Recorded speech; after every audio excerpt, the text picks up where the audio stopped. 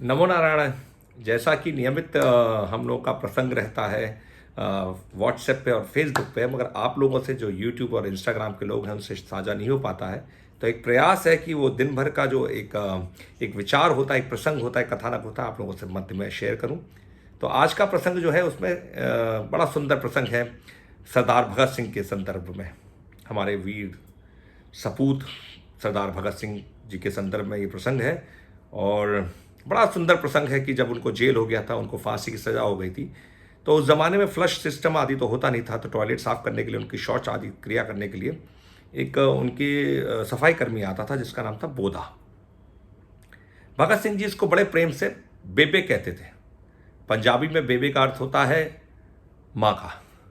तो लोग उनसे कहते थे, ए भगता, तो उसको बेबे क्यों कहता है?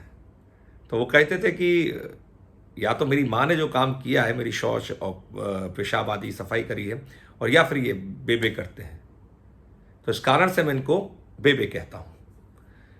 तो वो उनसे नित्य फरमाइश करा करते थे कि मुझे अपने हाथ की या अपने घर की रोटी मुझे खिलाओ।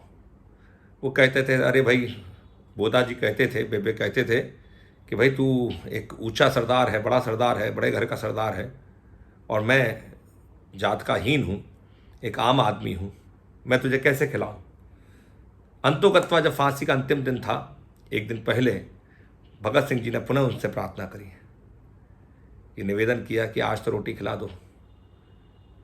घर गए, वो घर जाके अपने हाथ से बना के लाए और अपने हाथ से उन्होंने भगत सिंह जी को रोटी खिलाई।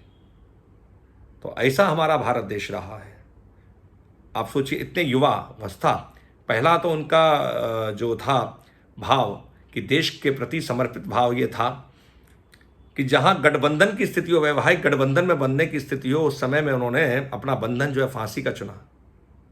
और फिर आप सोचिए कि इतनी सर्वोच्च मानसिकता थी कि वो सबको एक कौम में बांधते थे। ऐसा विचार उनके मन में हो कि नहीं, जो जिसके लिए प्रति सबके मन में एक हीन भावना हो, या उनके जो करते हैं उनके मन में भी हीन भावना है, ऐसे व्यक्ति को उन्होंने उसके हाथ से रोटी खाई और रोटी खा करके गले लगे उससे। वो भी उनसे लिपट कर बड़े, दोनों प्रेम भाव विभोर होकर के बड़े रोए हैं। आज भी पता नहीं हमारे अंदर में, पता नहीं कहाँ ये चीज़ कैसे दूर होगी। ये वैमनस्यता हमारे अंदर जो एक हीन भावना है, ये समाप्त होनी चाहिए। यही कामना है और यही उद्देश्य है ऐसे प्रसंगों को आपसे शेयर करने का।